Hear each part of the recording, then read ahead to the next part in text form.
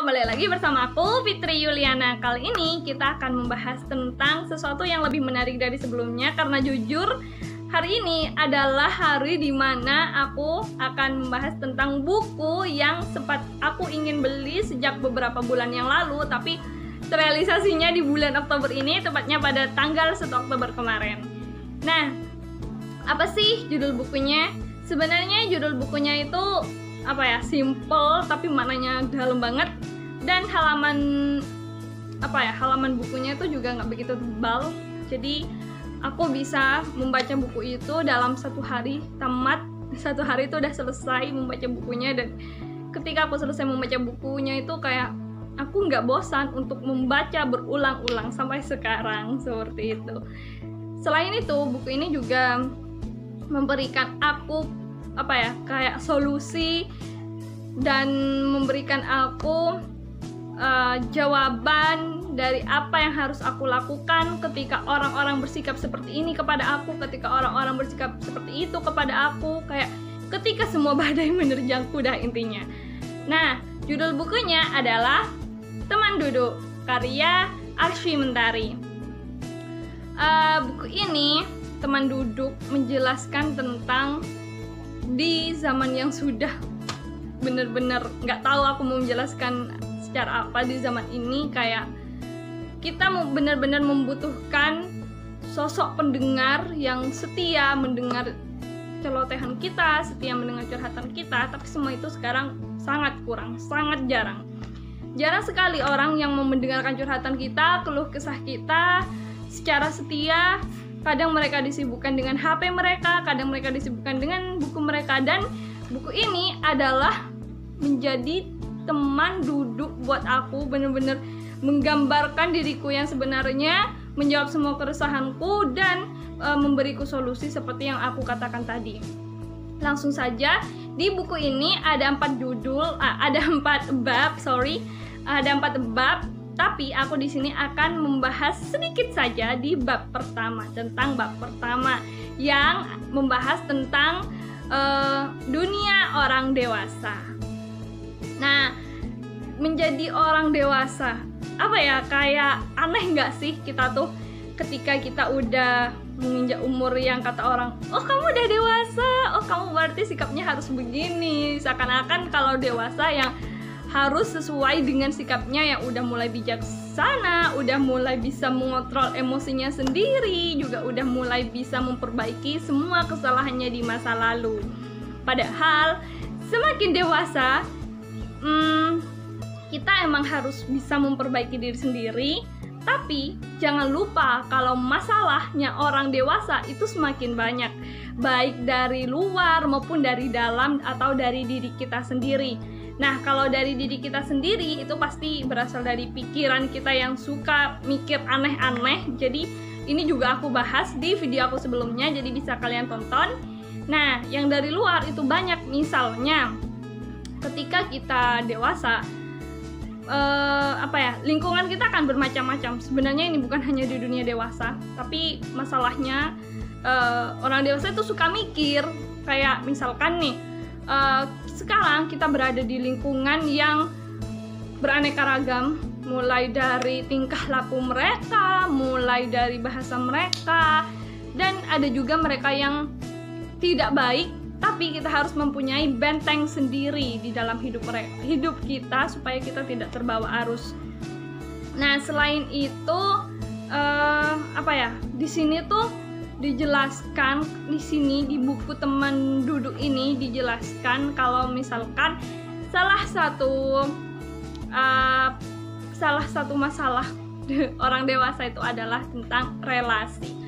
Jika dulu semenjak aku udah tahu dunia sosmed, persosmedan duniawi, aku tahu sosmed, aku mulai chat dengan semua orang, itu aku tidak pernah menyaring siapa saja yang bisa chatan sama aku. Bahkan dari pagi sampai sore aku bisa cuman berdiam di depan HP, cuman main HP, dan ketika aku mikir kayak aku dapat apa dari semua itu, seperti itu. Nah, di relasi ini dijelaskan kalau kita udah harus mulai mengenal relasi yang sesuai dengan tujuan kita. Jangan cuman melayani orang yang bisa hahaha doang. Artinya adalah jangan cuman bisa melayani orang yang di pikirannya cuma main dan refreshing, bahkan tidak ada serius-seriusnya sama sekali, sehingga kita bisa lupa dengan tujuan awal kita, seperti itu. Jadi sebaiknya perbaiki relasi karena itu juga sangat penting untuk masa depan. Hal itu adalah tantangan menjadi orang dewasa. Nah, selain itu, aku bilang seperti ini bukan berarti kita harus menjauhi orang yang sebelumnya pernah perhahahian dengan kita, enggak.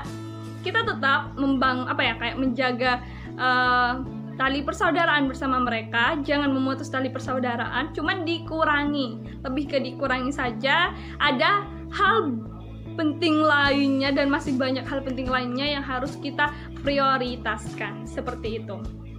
Nah, di sini juga di buku ini juga ada satu subbab, yaitu nanti.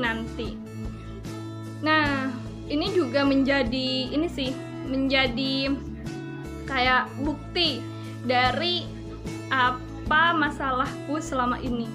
Jadi dulu waktu aku sebelum menulis, jadi sekarang novelku udah terbit tapi masih proses pencetakan dan udah banyak orang yang memesan, jadi tunggu saja. Dulu sebelum nulis itu aku benar-benar belum memiliki ide, belum belum ada mood untuk mulai nulis, karena aku cuman bermodal dua sih. Aku cuman bermodal bolpen sama HP, yang HP ku waktu itu masih termasuk HP kentang.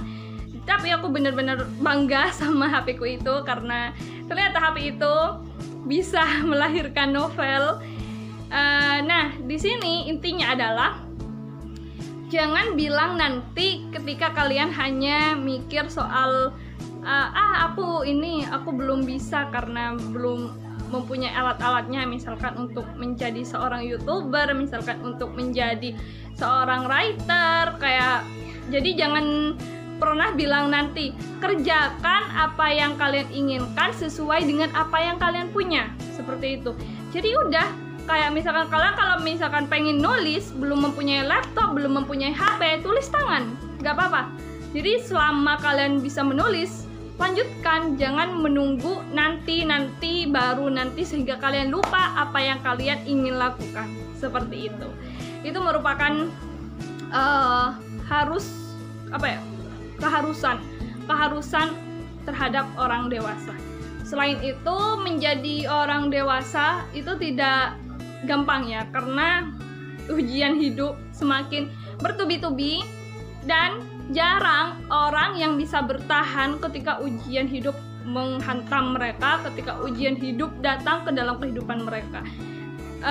Jadi kita harus semakin kuat menjadi orang dewasa, karena selama ini kayak banyak orang kan yang bikin story gitu kan di sosmed kalau pengen lagi menjadi anak kecil supaya di pikirannya cuma ada main dan menjadi dewasa itu memang ribet, but inilah faktanya, kita harus berjalan ke depan bukan berjalan ke belakang gitu. Nah, di buku ini ada juga satu part, masih ini ya, di bab pertama, karena di video kali ini aku fokusnya di bab pertama. Jadi di buku ini ada di halaman 38. Di halaman 38 ini, aku tidak suka melihat atau mendengar orang ditindas, dibully, dipojokkan, atau apalah itu yang membuat seseorang hilang rasa berharganya atau jatuh martabatnya. Nah, aku mau cerita, ini bener-bener my real story, sampai sekarang belum bisa memaafkan orang itu, walaupun bukan aku pribadi korbannya, bukan. Nah, jadi dulu aku pernah gabung perkumpulan, orang-orang kumpul tuh aku gabung di situ, dan ada satu orang yang nanya ke aku, Yul, di mana? Tapi ekspresi muka dia itu kayak seakan-akan merendahkan si A, seperti itu, kayak si A itu emang ini sih kayak tidak sama dengan kita semua, mempunyai kekurangan. Semua orang punya kekurangan dan kelebihan. Dan aku langsung bilang, bisa dijaga nggak ekspresi mukanya? Sepertinya kamu tuh muka yang ngerendahin orang lain, muka yang ngebully orang lain, bisa dijaga nggak ekspresi mukanya? Jadi kayak seakan-akan bulian atau meremehkan orang lain itu bukan hanya dari mulut, tapi dari muka, kayak dari ekspresi muka itu udah benar-benar ketebak. Dan aku nggak suka banget sama orang yang merendahkan martabat orang lain dan menganggap dirinya lebih unggul daripada orang lain, seakan-akan dia memiliki segalanya, seakan-akan dia benar-benar adalah orang yang paling sempurna, padahal dia pasti mempunyai kekurangan yang mungkin kayak mungkin bisa menjadi dia lebih rendah daripada si A, seperti itu. Jadi menurut aku, walaupun kita sudah dewasa, walaupun kita sudah mempunyai wawasan yang luas, walaupun kita udah menjadi seorang yang memiliki jabatan tinggi, jangan sampai kita merendahkan martabat orang lain, jangan sampai kita membuli orang lain, karena itu tuh bener-bener palsu, itu tuh bener-bener menurut aku udah termasuk hal yang hina sih, seperti itu. Jadi please jaga sikap terhadap orang lain, jangan sampai kita merendahkan orang lain, seperti itu. Dan di sini dijelaskan kayak, aku tidak peduli dengan keberadaan orang-orang tidak beradab seperti itu. Aku lebih baik sendiri ketimbang berbaur dengan para pengabdi setan. Nah, ini sangat setuju. Aku sangat setuju dengan kalimat ini. Karena semenjak kejadian itu yang aku ceritakan tadi, semenjak kejadian melihat dia yang menanyakan kawanku dengan muka yang dibuat seakan-akan kayak meremehkan, itu aku benar-benar menjauhi segala sesuatu yang mungkin mengharuskan aku untuk berkomunikasi dengan dia, yang mungkin mengharuskan aku untuk bertemu dengan dia. Seakan-akan aku kayak, aku nggak mau bertemu dengan dia, dan dia lebih menakutkan daripada seorang hantu. Bukan lebih menakutkan sih, bukan menakutkan karena aku takut dia, tapi karena aku benar-benar udah benci banget sama dia, seperti itu. Nah, apakah aku tidak bisa memaafkan dia? Bisa, aku maafkan dia, aku maafin dia. Cuman masalahnya di sini adalah jangan sampai kita meremehkan orang lain. Jadi nggak ada hubungannya aku maafin dia atau enggak. Aku udah maafin karena Allah saja maha pemaaf, masa aku enggak. Cuman masalah kayak gitu kan. Jadi jangan sampailah, intinya jangan sampai kita membuli orang lain, karena itu nggak etis banget, itu nggak beradab menurut aku. Itu kayak kalau di sini sih kata-katanya pengabdi setan, seperti itu ya. Oke, terima kasih teman-teman. Semoga ulasan buku tentang